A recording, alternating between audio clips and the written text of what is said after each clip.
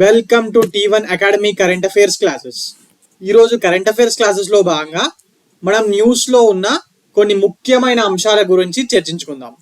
అవేంటంటే coming on to the first topic for today, that is PM Modi Lay's foundation stone for India second space port in Tamil Nadu. భారతదేశం యొక్క రెండవ space port ని ప్రధానమంత్రి నరేంద్ర మోడీ గారు foundation stone వేయడం జరిగింది. ఎక్కడ వేశారు మరి? తమిళనాడులోని తూతుక్కుడి జిల్లాలో ఉన్న కులశేఖరి పట్టణం దగ్గర ఈ స్పేస్ పోర్ట్ కి ఆయన శంకుస్థాపన చేయడం జరిగింది. Okay, why is this in news guys? Because prime minister Narendra Modi has recently laid the foundation stone for a new spaceport at Kulasekarapattinam in Tamil Nadu. ఈ మ్యాప్ చూసారా? ఎస్, ఈ మ్యాప్ లో సదర్న్ ఎండ్, తమిళనాడు యొక్క సదర్న్ ఎండ్ తూతుక్కుడి డిస్టిక్ అని ఉంటుంది. ఆ తూతుక్కుడి జిల్లాలోని కులశేఖరి పట్టణం దగ్గర దీన్ని స్టార్ట్ చేయబోతున్నారు. తూతుక్కుడి పేరు ఎక్కడైనా విన్నట్టుందా? జులై సినిమాలో విలన్ చెప్తాడు కదా, తమిళనాడు ఎండింగ్ లో తూతుక్కుడి అనే ఒక ఎయిర్పోర్ట్ ఉంటుంది, అక్కడ నుంచి శ్రీలంకకు బై ఎయిర్ ప్లేన్ వస్తానని చెప్పి. అదేనండి ఈ తూతుక్కుడి. ఓకే, మరి ఇక్కడే ఎందుకు మీరు అనొచ్చు, ఆల్రెడీ ఆంధ్రప్రదేశ్ లోని శ్రీహరికోటలో ఒకటి ఉంది కదా అని. మీకు ఇక్కడ మ్యాప్ లో కనిపిస్తుందా? శ్రీహరికోట నుంచి మనము శాటిలైట్స్ ని లాంచ్ చేసినప్పుడు ఏం జరుగుతుందంటే, పిఎస్ఎల్విస్ లాంచ్ చేస్తూ ఉంటాం కదా, అప్పుడు ఏం జరుగుతుందంటే ఇలా స్ట్రేట్ రాలేకపోతుంది. ఎందుకు? శ్రీలంక అడ్డం ఉంది కదా.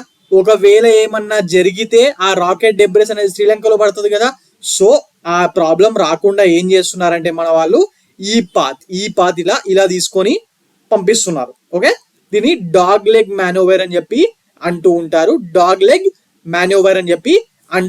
మరి అసలు ఎందుకు ఈ డాగ్ లెగ్ మాన్యూవర్ ఎందుకు చేస్తున్నారు అంటే, శ్రీలంక మీద పడకుండా. మరి అది చెయ్యకుండా వెళ్తే మనకు వచ్చే లాభం ఏంటి? దానివల్ల ఏదో ఒక లాభం ఉండాలి కదా. ఏంటి? ఫ్యూయల్ అనేది మరి చాలా ఫ్యూయల్ అవసరం పడుతుందంట. ఈ మానోవర్ లో ఫ్యూయల్ ఎక్కువగా అవసరం పడుతుంది. And which this rocket fuel in this rocket which eats in to the payload capacity of the launcher. అంటే ఈ పేలోడ్ కెపాసిటీ ఉంటది కదా, శాటిలైట్ ఏదైతే పైకి తీసుకెళ్తున్నారో అది తీసుకెళ్లడం కొంచెం తగ్గుతుంది. ఎందుకు? ఫ్యూయల్ కి ఎక్కువ వెయిట్ ఇక్కడ ఇవ్వాల్సి వస్తుంది కదా, ఫ్యూయల్ ఎక్కువ అవసరం ఉంటుంది కదా. సో అందువల్ల. Okay, you can see this here. When rockets are launched from Kulasekarapatnam, this manoeuvre is not required as there is no land mass along the flight path in the southward direction. This dog leg maneuver requires more fuel in the rocket which eats into the payload capacity of the launcher. ఇందాక నేను చెప్పాను కదా, payload capacity అనేది తగ్గుతుంది దీని వల్ల అని. మరి ఈ సెకండ్ స్పేస్ పోర్ట్ ని ముఖ్యంగా స్మాలర్ శాటిలైట్ లాంచ్ వెహికల్స్ కి దీన్ని వాడతారు. స్మాలర్ రాకెట్స్ ని ప్రయోగించినప్పుడు, దట్ ఈస్ పిఎస్ఎల్వి కాకుండా ఎస్ఎస్ఎల్వి ఉంటుంది కదా, ఎస్, అవి లాంచ్ చేసినప్పుడు దీన్ని వాడతారు. సో ఇది ఎక్కడుందన్నాను? తమిళనాడులోని కులశేఖర పట్టణం దగ్గర. అదొక టెంపుల్ టౌన్ అండి. ఆ దగ్గర దీన్ని స్టార్ట్ చేస్తున్నారు, southern end of Tamil Nadu. And this will be the second one for ISRO after ISRO having its శ్రీహరికోటలో ఆల్రెడీ ఉంది కదా, దాన్ని సతీష్ ధావన్ స్పేస్ సెంటర్ అంటూ ఉంటారు. ఆర్ శ్రీహరికోట అంతరిక్ష కేంద్రం అనొచ్చు, లేకపోతే సతీష్ ధావన్ స్పేస్ సెంటర్ అంటూ ఉంటారు. దాన్ని 1971 లో మొట్టమొదటిసారిగా తీసుకురావడం జరిగింది. ఈ శ్రీహరికోట అంతరిక్ష కేంద్రం ఉంది కదా, Satish Dhawan space centre, it was founded in 1971 with 2 launch pods. దాంట్లో 2 లాంచ్ ప్యాడ్స్ ఉన్నాయి. ఓకే, మరి ఇప్పుడేమో కొత్తది తీసుకురాబోతున్నారు. ఓకే, మరి దీంట్లో ఈ స్పేస్ పోర్ట్ లో మొత్తంగా 35 ఫెసిలిటీస్ ఉంటాయంట, ఇంక్లూడింగ్ ఏ లాంచ్ ప్యాడ్ ఉంటుంది, rocket integration facilities, ground range and checkout facilities, mobile launcher structure, ఇలా అన్ని ఉంటాయి. ఓకే, ఇలా అన్ని ఉంటాయి. And it will this one ఈ space port which is been constructed in Tamil Nadu. దీనికి 24 శాటిలైట్స్ ని, సంవత్సరానికి 24 శాటిలైట్స్ ని లాంచ్ చేసేంత కెపాసిటీతో ఉండే ఒక మొబైల్ లాంచ్ స్ట్రక్చర్ కూడా ఉంటుందంట. It would have the capacity to launch 24 satellites per year using a mobile launch structure. Okay, మరి ఇది మొత్తంగా 2350 ఎకరాల్లో ఉందంట. మరి ఇక్కడ ఎందుకు? ఇందాకే చెప్పాను, దిస్ విల్ హెల్ప్ సేవ్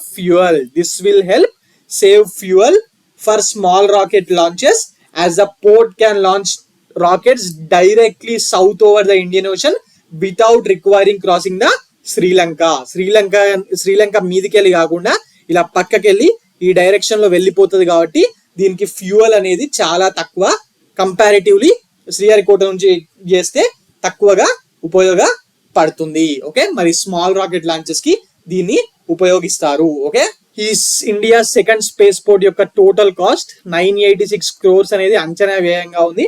మరి 986 కోట్లతోని దీన్ని కన్స్ట్రక్ట్ చేయబోతున్నారు. Okay, right. Key facts about this SSLV. ఇప్పటి వరకు SSLV small satellite launch vehicles ని లాంచ్ చేస్తారు ఈ పోర్ట్ నుంచి అన్నాను కదా. మరి దానికి సంబంధించిన కొన్ని బేసిక్ విషయాలు మనం ఇప్పుడు ఇక్కడ తెలుసుకుందాం. This SSLV is a 3-stage launch vehicle configured with 3 solid propulsion stages and a liquid propulsion based velocity trimming module as a terminal stage. Basic గా ఇది SSLV అనేది ఒక 3-stage లాంచ్ వెహికల్ అంట. ఫస్ట్ స్టేజెస్ లో solid, దాని తర్వాత liquid propulsion ఇవి వాడుకొని ఇది యూసేజ్ లోకి వస్తుంది. ఓకే, మరి దీని లెంత్, హైట్ ఇవి కూడా చెప్పలేం, అడిగితే అడగచ్చు. SSLV 2 meter డయామీటర్ ఉంటుంది, అలాగే 34 meter length, total weight of 120 tons. Okay, and this SSLV is capable of launching 500 kg satellite into 500 kilometer planetary orbit. Okay, so what are the key features of this SSLV? మరి అంటే ఈ SSLV వల్ల ఉపయోగాలు ఏంటి, అంటే దీని లాభాలు ఏంటి? ముఖ్యంగా కాస్ట్ అనేది కంపారిటివ్లీ PSLV తో కంపేర్ చేసుకుంటే తక్కువ, అండ్ లో turn around time and flexibility. దీంట్లో మల్టిపుల్ శాటిలైట్స్ ని అకామిడేట్ చేయగలిగే ఫ్లెక్సిబిలిటీ ఉందంట. And launch on demand feasibility, ఎప్పుడు కావాలనుకుంటే అప్పుడు చాలా తక్కువ టైంలో వీటిని లాంచ్ చేసుకోవచ్చు. ఎందుకంటే మినిమం లాంచ్ ఇన్ఫ్రాస్ట్రక్చర్ మాత్రమే దీనికి అవసరం పడుతుంది. ఓకే, దీనికి అవసరం పడుతుంది, రైట్. సో ఇదండి దీనికి సంబంధించిన టోటల్ విశేషాలు. మరి ఇందులో మనం గుర్తుపెట్టుకోవాల్సిన పాయింట్స్ ఏంటి? సెకండ్ స్పేస్ పోర్ట్ ఇండియాలో ఎక్కడ కడుతున్నారు? తమిళనాడులోని కులశేఖరపట్టణంలో. మరి అక్కడ ఎందుకు, దేనికోసం? SSLVs ని లాంచ్ చేయడానికి. మరి ఆల్రెడీ సార్ శ్రీహరికోట ఉంది కదా సపరేట్ గా, ఇక్కడ ఎందుకంటే శ్రీహరికోట నుంచి లాంచ్ చేసినప్పుడు ఇక్కడ శ్రీలంక అడ్డం వస్తుంది కాబట్టి ఇగో ఇలా కర్వ్ తీసుకొని వెళ్తున్నారు. దానివల్ల ఫ్యూయల్ అనేది చాలా ఎక్కువ అవసరం పడుతుంది. ఇక్కడ నుంచి లాంచ్ చేస్తే ఫ్యూయల్ అవసరం అనేది చాలా కంపారిటివ్లీ చాలా తక్కువ ఉంటుంది. మరి ఇది ఫ్లైట్ పాత్ అనేది సౌత్ వర్డ్ డైరెక్షన్ లో ఉండి ఏవి అడ్డంగా రావు కదా ల్యాండ్ మాసెస్ మధ్యలో, సో ఇది తక్కువగా ఉంటుంది, ఫ్యూయల్ కాస్ట్ అనేది తక్కువగా ఉంటుంది. మరి SSLVs గురించి ఇందాక మాట్లాడుకున్నాం. SSLV అంటే స్మాల్ శాటిలైట్ లాంచ్ వెహికల్. దీని టోటల్ లాంచ్ ఎంత శాటిలైట్స్ ని, ఎంత వెయిట్ ఉన్న శాటిలైట్స్ ని తీసుకెళ్లగలదు? 500 kg శాటిలైట్స్ ని ఇది ఆర్బిట్ లోకి తీసుకువెళ్ళగలదు. Okay, and this Kulasekarapatnam space port has a capacity to launch 24 satellites per year using a mobile launch structure, right? So ఇవన్నీ ఇంపార్టెంట్ అండి.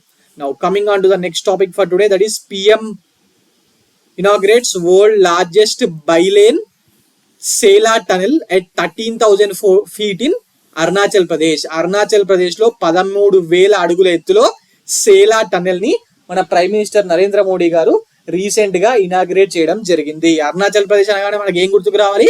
India China border. రేపు ప్రొద్దున చైనాతో యుద్ధం వస్తే తొందరగా మన సైనికుల్ని, మన ఎక్విప్మెంట్ ని అక్కడికి చేర్చడానికి ఇది ఉపయోగపడుతుంది. Okay, right. మరి అరుణాచల్ ప్రదేశ్ రాజధాని అయిన ఇటానగర్ లో నిర్వహించిన వికసిత్ భారత్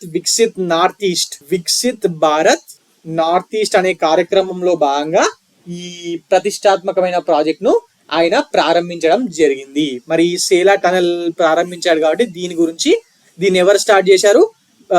ఎవరు కన్స్ట్రక్ట్ చేశారు? బార్డర్ రోడ్స్ ఆర్గనైజేషన్ వాళ్ళు. మరి 2019 ఫిబ్రవరిలో దీనికి ప్రైమ్ మినిస్టర్ నరేంద్ర మోడీ గారు అప్పట్లో శంకుస్థాపన చేయడం జరిగింది. మరి దీనికోసం టోటల్ గా గవర్నమెంట్ ఆఫ్ ఇండియా 825 crores ఖర్చు పెట్టడం జరిగింది. ఓకే, ఇక్కడ బైలేన్ సేలా టన్నెల్ అని ఉంది కదా, ఎస్, ఇది ప్రపంచంలోనే పొడవైన 2 వరుసల టన్నెల్ గా గుర్తింపు పొందింది. ప్రపంచంలోనే పొడవైన 2 వరుసల టనెల్. ఇక్కడ చూడండి, వరల్డ్స్ లార్జెస్ట్ బైలేన్ అని చెప్పింది కదా, ఎస్, ప్రపంచంలోనే పొడవైన 2 వరుసల టనెల్ గా ఇది గుర్తింపు పొందడం జరిగింది. మరి టనెల్ సముద్ర మట్టానికి 13,000 అడుగుల ఎత్తులో పర్వతాల మధ్యలో దీన్ని నిర్మించారు. ముఖ్యంగా పర్వతాల మధ్యలో సేలా పాస్ కు 400 మీటర్స్ దిగువన ఈ నిర్మాణం చేపట్టడం జరిగింది. అరుణాచల్ ప్రదేశ్ లో సేలా పాస్ ఉంటుంది కదా, ఎస్, ఆ సేలా పాస్ కి 400 మీటర్స్ కింద 400 మీటర్స్ దిగువన ఈ నిర్మాణాన్ని చేపట్టడం జరిగింది. దీని యొక్క అన్నిటికన్నా ఇంపార్టెంట్ విషయం ఏంటంటే ఎలాంటి వాతావరణ పరిస్థితుల్లో అయినా బాలిపారా, చౌరీదార్, తవాంగ్ ఈ రహదారిలో అనుసంధానం కోల్పోకుండా ఉండే లక్ష్యంతో దీన్ని ఏర్పాటు చేయడం జరిగింది. ఓకే, వర్షాకాలం, ఎండాకాలం, మంచుబడని ఎలా అయినా ఉండని, బట్ ఆ రూట్ లో మన మూవ్మెంట్ ఉండడానికి ఇన్ఫ్రాస్ట్రక్చర్ ని దీని ద్వారా డెవలప్ చేయడం జరిగింది. మరి దీన్ని ఎవరు నిర్మించారన్నాడు? బార్డర్ రోడ్స్ ఆర్గనైజేషన్, సరిహద్దు రహదారుల సంస్థ. ఓకే, సరిహద్దు రహదారుల సంస్థ. Okay, right. మరి ఇంకా ఇంపార్టెంట్, ఇండియా చైనా బార్డర్ ఇందాక చెప్పాను కదా. మరి భారత్ చైనా సరిహద్దుల్లో ఎలాంటి అత్యవసర పరిస్థితుల్లో అయినా ఆయుధాలను, బలగాలను వేగంగా తరలించేందుకు ఈ సేలా టన్నెల్ అనేది మన ఆర్మీ వాళ్ళకు చాలా చాలా చాలా ఉపయోగపరంగా ఉంటుంది. అలాగే సరిహద్దు ప్రాంత ప్రజలకు సామాజిక ఆర్థిక ప్రయోజనాన్ని కూడా ఇది చేకూర్చుకోబోతుంది. ఓకే, అండ్ దీని వల్ల ఈ సేలా టనెల్ కన్స్ట్రక్షన్ వల్ల తవాంగ్, దిరాంగ్ ప్రాంతాల మధ్యలో 12 కిలోమీటర్స్ మేర దూరం తగ్గబోతుందంట. తవాంగ్ తెలుసు కదా, తవాంగ్ మొనెస్ట్రీ అని ఎంతమంది చదివారు అరుణాచల్ ప్రదేశ్ లో? తవాంగ్ మొనెస్ట్రీ, ఎస్, ఆ తవాంగ్, దిరాంగ్ ప్రాంతాల మధ్యలో 12 కిలోమీటర్స్ ఇది తగ్గిస్తుందట. ఈ పాయింట్ కూడా ఇంపార్టెంట్ అండి. Which among the following statements are true regarding Sela tunnel అడిగినప్పుడు ఇది అడగచ్చు. ఆ 12 కిలోమీటర్స్ తగ్గించడమే కాకుండా 90 మినిట్స్ ప్రయాణ సమయాన్ని తగ్గిస్తుందంట. అంటే ఆలోచించండి, 12 కిలోమీటర్లు పోవడానికి ఆ ఏరియాలో ఎంత టైం పడుతుందో. ఓకే, సో ఇంకా దీని గురించి మాట్లాడాలంటే ఇది ఎక్కడుంది, మ్యాపింగ్ ఇష్యూస్, సేలా టనెల్ ఎక్కడుంది, లేకపోతే సేలా పాస్ ఎక్కడుంది అనేది, సేలా పాస్ ఆర్ సేలా కనుమ అంటారు తెలుగులో. మరి ఎక్కడ ఉంది, ఇలాంటి విశేషాల మీద కూడా ఎగ్జామ్ లో అడగచ్చు. మ్యాపింగ్ మీద క్వశ్చన్స్ వస్తున్నాయి కదా, ముఖ్యంగా టీఎస్పీఎస్సీ లో కూడా అడుగుతున్నారు. ఇంతకుముందు యూపీఎస్సీ లో మాత్రమే అడిగేవారు, ఇప్పుడు టీఎస్పీఎస్సీ లో ఇప్పటి వరకు అయితే తెలంగాణకు సంబంధించిన మ్యాపింగ్స్ అడిగారు జాగ్రఫీలో, బట్ ఈసారి ఇండియాది కూడా అడగచ్చు ఇలాంటివి వచ్చినప్పుడు. ఓకే, ముఖ్యంగా ఈ కనుమ, దట్ ఈస్ సేలా పాస్ సముద్ర మొత్తానికి 13,700 ఫీట్ 13,700 ఫీట్ ఎత్తులో ఉంది. ఈ సేలా పాస్ అనేది తవాంగ్ ను మరియు భారతదేశంలోని మిగతా ప్రాంతాలతో కలుపుతుంది. ఇది ఇలా ఉంటే తవాంగ్ ఎక్కడెక్కడ కొనాకులు ఉంటదండి. ఆ తవాంగ్ నుంచి మరి భారతదేశంలోని మిగతా ప్రాంతాలతో ఈ సేలా పాస్ అనేది కలుపుతుంది. ఓకే, ఈ కనుమ సాధారణంగా ఏడాది పొడవునా మంచుతోనే కప్పుబడి ఉంటుంది, కానీ శీతాకాలంలో మాత్రమే మూసేస్తారు. ఎందుకంటే మరీ -డిగ్రీ టెంపరేచర్ లో ఉండిపోయి ఆ ఏరియా అసలు ఏమీ కనిపించకుండా పోతుంది. ముఖ్యంగా ఈ తవాంగ్ ఏరియా, ఈ సేలా పాస్ అనేది బౌద్ధ సమాజానికి మతపరమైన ప్రాముఖ్యత కలిగి ఉంది. బాగా అక్కడ తవాంగ్ మానిస్టరీలు కూడా వాళ్ళే ఉంటారు కదా. ఎస్, మరి ఈ కనుమకు దగ్గరగా ఉన్న సేలా సరస్సు అనేది ఒకటి ఉంటుంది, సేలా సరస్సు. మరి దాన్ని పారడైజ్ లేక్ అని చెప్పి కూడా పిలుస్తారు. ఇది ప్రతి వింటర్ లో ఇది గడ్డగట్టిపోతుందంట. ఓకే, ఈ వింటర్ లో ఇక్కడ -10 నుంచి -30 వరకు టెంపరేచర్ ఉంటుంది. ఈ పాయింట్స్ అన్ని ఇంపార్టెంట్ అండి. ఈయన నరేంద్ర మోడీ గారు పెద్ద టనెల్ ఓపెన్ చేశారు, world longest bi lane tunnel. మరి ఆ టనెల్ పేరు Sela tunnel at Arunachal Pradesh near Tawang. మరి అలాగే ఈ సేలా కనుమ, ఇది కూడా ఇంపార్టెంట్. సేలా కనుమ కూడా ఇంపార్టెంట్. అలాగే తవాంగ్ మొనస్టరీ మీద కూడా క్వశ్చన్స్ వచ్చే అవకాశాలు ఉన్నాయి. Okay, right. Now coming on to the next topic for today, that is India receives measles and rubella champion global award for its exemplary efforts in combating this diseases. ఈ diseases that is measles and rubella diseases మీద చేస్తున్న పోరాటానికి గాను భారతదేశానికి measles and rubella champion global award రావడం జరిగింది. ఈమె India తరపున దీన్ని అందుకోవడం జరిగింది. ఓకే, మరి ఎక్కడ ఇచ్చారు ఈ అవార్డుని? మొన్న 2024 మార్చ్ 6న అమెరికాలోని వాషింగ్టన్ లో ఉన్న రెడ్ క్రాస్ హెడ్ క్వార్టర్స్ లో ఈ మీజిల్స్ అండ్ రుబెల్లా పార్ట్నర్షిప్ సంస్థ నిర్వహించిన ప్రత్యేక కార్యక్రమంలో ఈ అవార్డును కేంద్ర ఆరోగ్య శాఖ తరపున భారత రాయబారి శ్రీప్రియా రంగనాథన్ గారు అందుకోవడం జరిగింది. మరి ఎందుకు ఇచ్చారన్నాను? మీజల్స్ రుబెల్లా వ్యాధులపై భారత్ చేస్తున్న ప్రయత్నాలకు పోరాటానికి గాను ప్రతిష్టాత్మకమైన మీజల్స్ అండ్ రుబెల్లా ఛాంపియన్ అవార్డును భారతదేశానికి ఇవ్వడం జరిగింది. ముఖ్యంగా ఈ మీజల్స్ రుబెల్లా అనేవి అంటువ్యాధులు అండి. ఇవి అంటువ్యాధులు. మరి దాని వల్ల వచ్చే మరణాలను అరికట్టేందుకు ప్రయత్నిస్తున్న దేశాలకు World Health Organization, American Red Cross సంస్థతో పాటు వివిధ సంస్థలు సంయుక్తంగా ఈ అవార్డుని అందజేస్తున్నాయంట. ఏవేవి? World Health Organization, American Red Cross మరియు ఇంకా కొన్ని సంస్థలు కలిపి ఈ అవార్డును అందజేస్తున్నాయి. ఓకే, మరి ఈ మీజిల్స్ అండ్ రుబెల్లా పార్ట్నర్షిప్ అనే సంస్థ ఇందాక చెప్పాను కదా, అందులో American Red Cross, Bill and Melinda Gates Foundation ఉంది కదా, and World Health Organization, UNICEF, ఇవన్నీ భాగస్వాములుగా ఉన్నాయి. మరి measles and rubella vaccine 2017 year నుంచి భారతదేశపు యూనివర్సల్ ఇమ్యునైజేషన్ ప్రోగ్రామ్ లో భాగంగా ఉంది. మన పుట్టిన పిల్లలకు యూనివర్సల్ ఇమ్యునైజేషన్ కింద కొన్ని టీకాలు ఇస్తూ ఉంటాం కదా, మరి 2017 నుంచి అందులో భాగంగా మీజల్స్ అండ్ రుబెల్లా వ్యాక్సిన్ ని మన వాళ్ళు అందజేస్తున్నారు. మరి ఈ ప్రయత్నాల ఫలితంగా మన దేశంలో 50 జిల్లాల్లో గత ఏడాది వ్యవధిలో ఒక్క మీజల్స్ కేసు కూడా బయటపడలేదంట. ఇంతకు ముందు ఎక్కడైతే పడుతుండేనో ఆ ఏరియాల్లో బయటపడకుండా ఉంది. So we're doing a good thing. So this award has been given to us, okay, and we are worth of taking it. Coming on to the next topic for today, Srinivasan Swamy bags IAA Golden Compass Award. This is Srinivasan Swamy అండి. మరి ఈయనకు IAA Golden Compass Award ఇవ్వడం జరిగింది. అసలు ఈయన ఎవరైనా? RK స్వామి Hansa group అని ఒకటి ఉందండి. ఆర్కే స్వామి హన్సా, దానికి ఎగ్జిక్యూటివ్ చైర్మనే ఈ శ్రీనివాసన్ స్వామి అలయస్ సుందర్ స్వామి. ఈయనకు మలేషియాలోని పెనాంగ్ లో జరిగిన 45th ఐఏఏ వరల్డ్ కాంగ్రెస్ లో world famous IAA golden compass award ని ఇవ్వడం జరిగింది. ఇది ప్రపంచంలోనే ప్రతిష్టాత్మకమైన అవార్డు అంట, ఏఏ గోల్డెన్ కంపాస్ అవార్డ్. మరి ఇది అందుకున్న మొట్టమొదటి భారతీయుడిగా ఫస్ట్ ఇండియన్ గా శ్రీనివాసన్ స్వామి నిలవడం జరిగింది. మరి ఇది అసలు ఎవరికి అంటే ఎందుకోసం ఇస్తారు, ఏ రంగాల్లో ప్రముఖులకు ఇస్తారు అనేది ఇంపార్టెంట్ కదా. ఎస్, ఈ అవార్డును మార్కెటింగ్, అడ్వర్టైజ్మెంట్, దట్ ఈస్ ప్రకటనలు మరియు మీడియా పరిశ్రమలో ప్రపంచ స్థాయిలో గణనీయమైన కృషి చేసిన వారికి అందజేస్తూ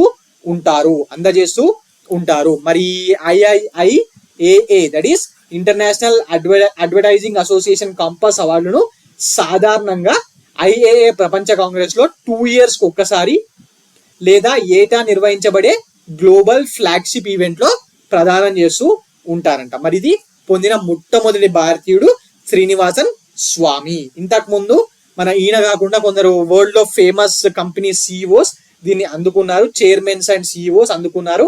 అందులో Paul Polman, CEO of Unilever group, అలాగే Paul Rossi, president of Economist group, ఇలాంటి వాళ్ళు ఉన్నారు. మరి ఈ శ్రీనివాసన్ స్వామి గారు advertising agencies association of India నుంచి జీవనకాల సాఫల్య పురస్కారాన్ని కూడా అందుకున్నారంట. ఓకే, ఆయన 2023-24 ఆర్థిక సంవత్సరానికి audit bureau of circulation that is ABC ఉంది కదా, ABC చైర్మన్ గా ఏకగ్రీవంగా కూడా ఎన్నుకోవడం జరిగింది. ఇందులో ఇంపార్టెంట్ పాయింట్ ఏంటంటే IAA గోల్డెన్ కాంపాస్ అవార్డ్ కి ఫర్ ద ఫస్ట్ టైం ఒక ఇండియన్ కి ఇవ్వడం జరిగింది. ఆయన పేరు శ్రీనివాసన్ స్వామి. మరి ఇప్పుడు ఈ IAA గురించి కూడా కొంచెం తెలుసుకుందాం. అప్పటి నుంచి వీళ్ళు ఇచ్చిన అవార్డుల గురించి మాట్లాడుతున్నాం కదా. సో మరి IAA that is international advertising association, దీన్ని 1938 లో స్థాపించారు.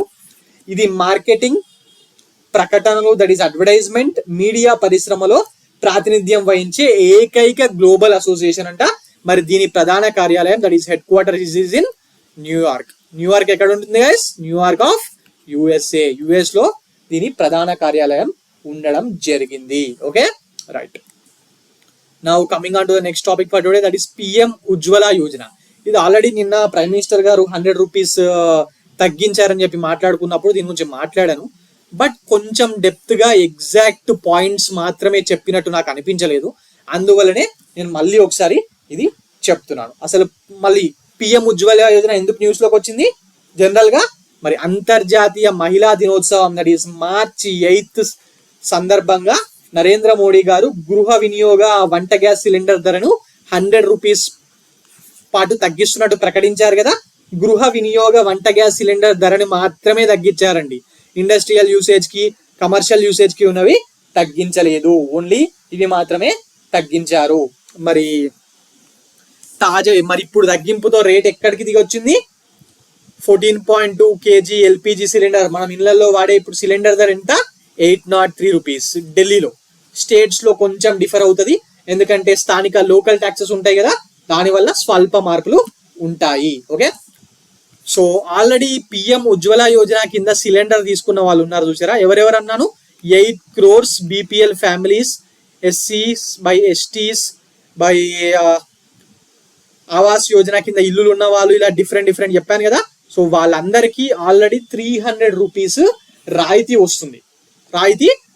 మరి ఇప్పుడు 803 ఉంది కాబట్టి వాళ్ళకి ఇంకా -300 అవుతుంది కదా. ఎస్, వాళ్ళకు ఇంకా -300 అవుతుంది. మరి మిగతా వాళ్ళకు మాత్రం 803 రూపీస్. మరి దీన్ని ఎవరిస్తారు? ఈ పిఎం ఉజ్వల యోజన స్కీమ్ దేని కింద ఉంది? పెట్రోలియం మంత్రిత్వ శాఖ, petroleum and natural gas ministry కిందకి వస్తుంది. Now coming on to this PM Ujjwala Yojana content. ఈ పిఎం ఉజ్వల యోజన స్కీమ్ ని 2016 లో ప్రారంభించడం జరిగింది. ఎందుకు? ఎవరు ప్రారంభించారు? Central government. ఎందుకు?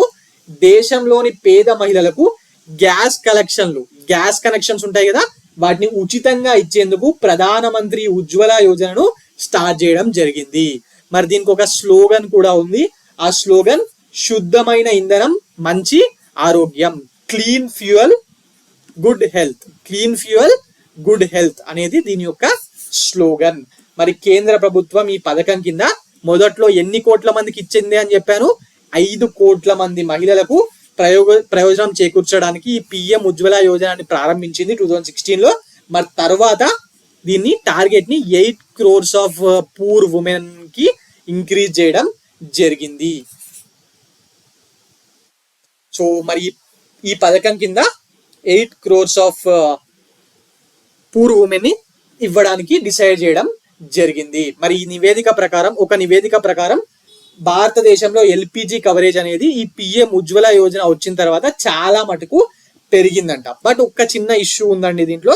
ఏంటంటే పిఎం ఉజ్వల యోజన కింద సిలిండర్ ఇచ్చిన తర్వాత రీఫిల్స్ ఉంటాయి కదా, ఆ రీఫిల్స్ దగ్గర కొంచెం ప్రాబ్లం వస్తుంది. ఫస్ట్ ఇచ్చేది ఫ్రీగా ఇస్తారు, బట్ ప్రతిసారి ఫ్రీగా వెళ్ళారు కదా. సో పూర్ ఉమెన్ వాళ్ళు కొనుక్కునేది ఉంటే, డబ్బులు ఉంటే 800 కొనేసుకుంటారు, అవి లేకనే కదా ఫ్రీ వస్తే తీసుకుంటారు. రేపు దాని తర్వాత మళ్ళీ 500 పెట్టినా అది తీసుకోవడానికి కూడా ఇబ్బంది పడే వాళ్ళు ఇంకా మన దేశంలో పూర్ పీపుల్ చాలా ఉన్నారు.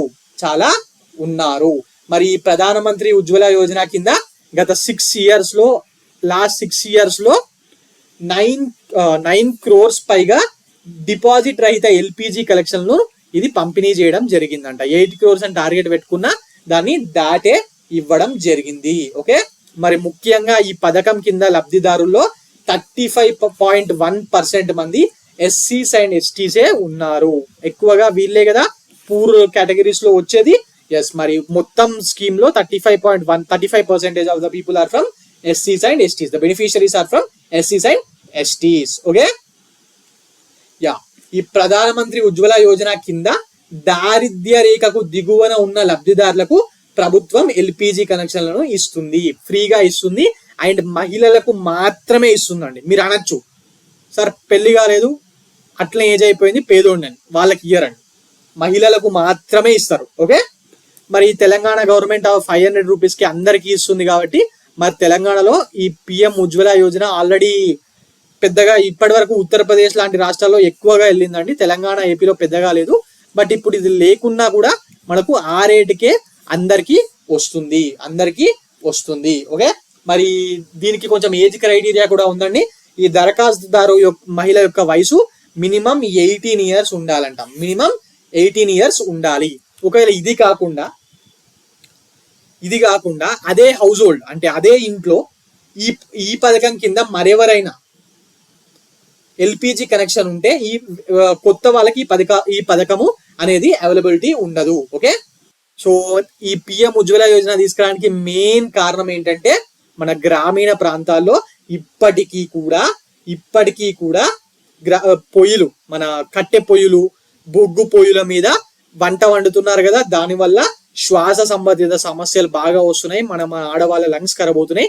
దాన్ని రెడ్యూస్ చేయడానికే ఈ పిఎం ఉజ్వల యోజనని తీసుకురావడం జరిగింది. Okay, right.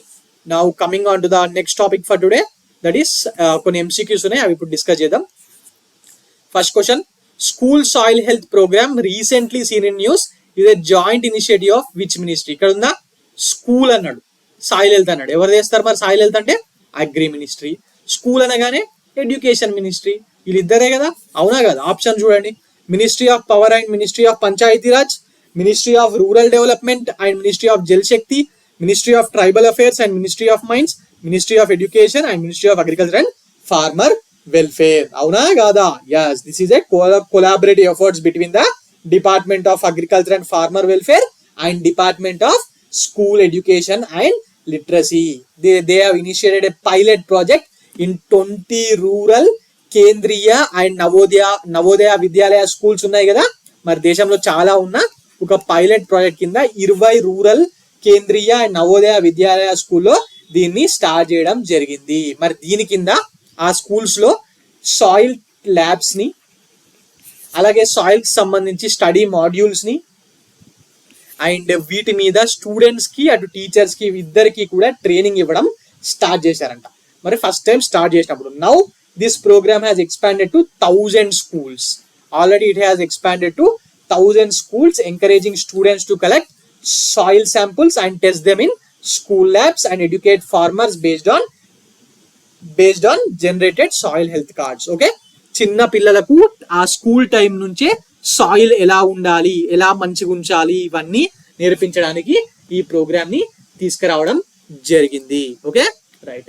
Now coming on to the next question for today, that is consider the following statements with respect to Uttar Purva transformative industrialization scheme. ఉన్నతి అనే స్కీమ్ ని మన గవర్నమెంట్ ఆఫ్ ఇండియా తీసుకొచ్చింది కదా, ఆ ఉన్నతి స్కీమ్ యొక్క full form Uttar Purva transformative industrialization scheme. Okay, మరి option చూడండి, consider the following statements అని, how many of the statements given above are correct అన్నాడు. It aimed at developing industries and generating employment in aspirational districts అంట. కరెక్టా? It aimed at developing industries కరెక్టే and generating employment కరెక్టే, but in aspirational డిస్ట్రిక్ట్సా? కాదండి. In north eastern region, in north eastern లో ఉన్న అన్ని స్టేట్స్ లో తీసుకురావడానికి చేశారు, ఆస్పిరేషనల్ డిస్ట్రిక్ట్స్ లో మాత్రమే కాదు. Its main objective is to generate gainful employment leading to the overall socio economic development of the north eastern region. అక్కడ ఎకనామిక్ యాక్టివిటీని, ప్రొడక్టివ్ ఎకనామిక్ యాక్టివిటీని through manufacturing and services sector ద్వారా క్రియేట్ చేయడానికి ఈ ఉన్నతి అనే దాన్ని తీసుకురావడం జరిగింది. So this statement is wrong. Okay, this will be a central sponsored scheme. అవునా? కాదు, ఇది సెంట్రల్ స్పాన్సర్డ్ స్కీమ్ కాదు, సెంట్రల్ సెక్టార్ స్కీమ్. ఇది central sector scheme. Okay, right. మరి it is propose to be divided into 2 parts అంట. Incentives ఇవ్వడానికి part ఏలో 9,737 crores incentive ఇచ్చారు, అండ్ పార్ట్ బిలో ఇంప్లిమెంటేషన్ అండ్ ఇన్స్టిట్యూషనల్ అరేంజ్మెంట్స్ కోసము 300 కోట్లు ఇవ్వడం జరిగింది. This is not a central sponsored scheme, this is a central sector scheme. అంటే 100% సెంట్రల్ గవర్నమెంటే ఇస్తుంది. Implementation of the scheme will be overseen by the ministry of heavy industries. ఇది కరెక్టా? Second statement కూడా తప్పే. మరి మినిస్ట్రీ ఆఫ్ హెవీ ఇండస్ట్రీ వాళ్ళు దీన్ని చూస్తూ ఉంటారా? లేదండి. ఇది implementation of this scheme will be seen by ministry of commerce and industry. Ministry of commerce and industry వాళ్ళ చేతిలో ఉంటుంది. మరి మినిస్ట్రీ ఆఫ్ కామర్స్ అండ్ ఇండస్ట్రీకి ఆ మినిస్ట్రీకి సంబంధించిన డిపిఐఐటి ఉంది కదా, department for promotion of industries and internal trade, మరి వాళ్ళు దీని ఇంప్లిమెంటేషన్ ని చూస్తారు. సో ఇది స్టేట్మెంట్ కూడా తప్పే. How many of the statements given above are correct? Only 1, only 2, only 3, sorry all 3, none is the right answer. Okay, right. Now coming on to the next question for today, that is dolutegravir seen in news recently is what అని చెప్పి అడుగుతున్నాడు. Dolutegravir it is a performance enhancing substance or anti retroviral drug or novel cancer drug or anaesthetic. మరి ఏంటిది? It is a anti retroviral drug. మరి ఇది దేనికోసం? This dolutegravir is a antiviral అన్న anti retroviral అన్న ఒకటేనండి. Is an antiviral drug used with other medications to treat HIV. Human immunodeficiency virus infection ఉంటుంది కదా, హెచ్ఐవి ఇన్ఫెక్షన్, దాన్ని ఇంకా వేరే మెడికేషన్స్ తో కలిపి ట్రీట్ చేయడానికి దీన్ని తయారు చేయడం జరిగింది. ఓకే, అండ్ ఈ హెచ్ఐవి ఇన్ఫెక్షన్ వల్లనే కదండి ఎయిడ్స్ వచ్చేది. That is acquired immunodeficiency syndrome. AIDS HIV infection ద్వారానే వస్తుంది కదా. మరి this dolutegravir is in a class of medications called HIV integrase inhibitors. మరి దీనికి వర్క్ ఏంటి? It works by decreasing the amount of HIV in your blood and increasing the number of immune cells. మన బాడీలో HIV మన బాడీలో blood లో ఎంత ఉందో దాన్ని తగ్గించడానికి ఇది ప్రయత్నిస్తుందట, by increasing the immune cells of our body. Okay, right. So ఇదండి ఈరోజు current affairs. For more current affairs like this, please visit T1 Academy and also please subscribe T1 Academy. Thank you.